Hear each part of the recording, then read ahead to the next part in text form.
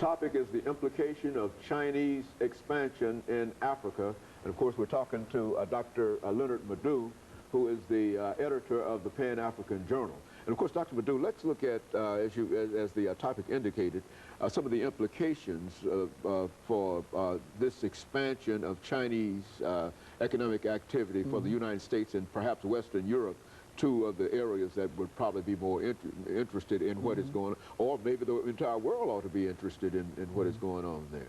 Yeah, you know, with the Chinese population of 1.3 billion, that's the figure the Chinese government gave me, you know, 1.3 billion.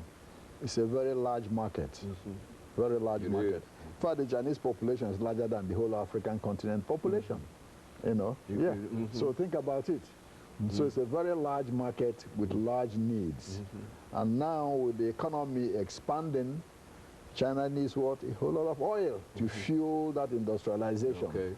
You know, so many cars coming in China now. Before 1980s, there were very few cars in China. Today you have millions of cars and they need energy. So what China is doing now, say, hey, where are we going to get the oil? You know, to propel this industry, industrialization.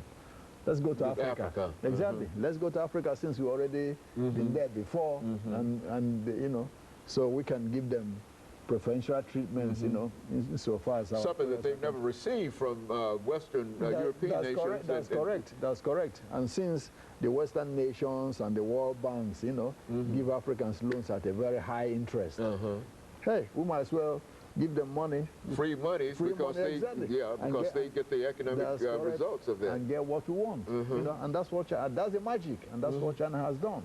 Now they've got into all kinds of businesses in Africa. They're becoming some, you know, what you call a monopoly. I mean, a few minutes ago I mentioned that 45% of the offshore oil reserves in Nigeria are owned by the Chinese. That's a whole lot of oil. That is. Okay. They have in Southern Sudan now, the Chinese own almost half of the oil there.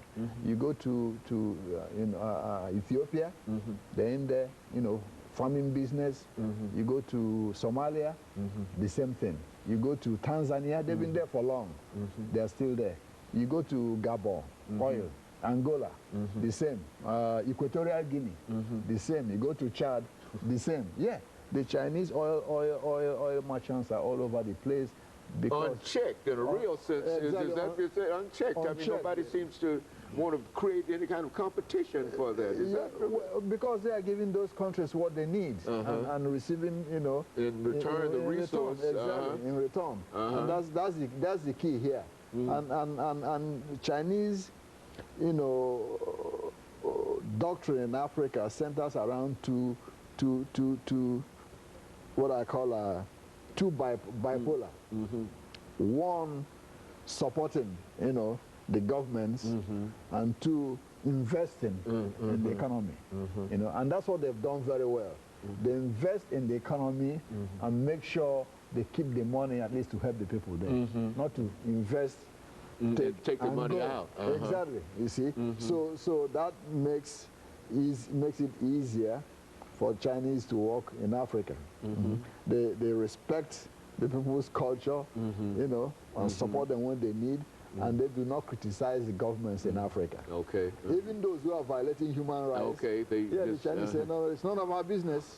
Our business is to invest, make money, make sure our business is protected. There's stability. Whomever is the president or whomever party, we don't want to get involved. We don't want to criticize Mugabe. We don't want to criticize anybody. You know, we just want to make money. We just want to get the money out and resources out of it. Exactly, get the resources and leave them alone. And while the West is standing around talking about the loans that we've made, and so they... And moreover, look at what's going on now.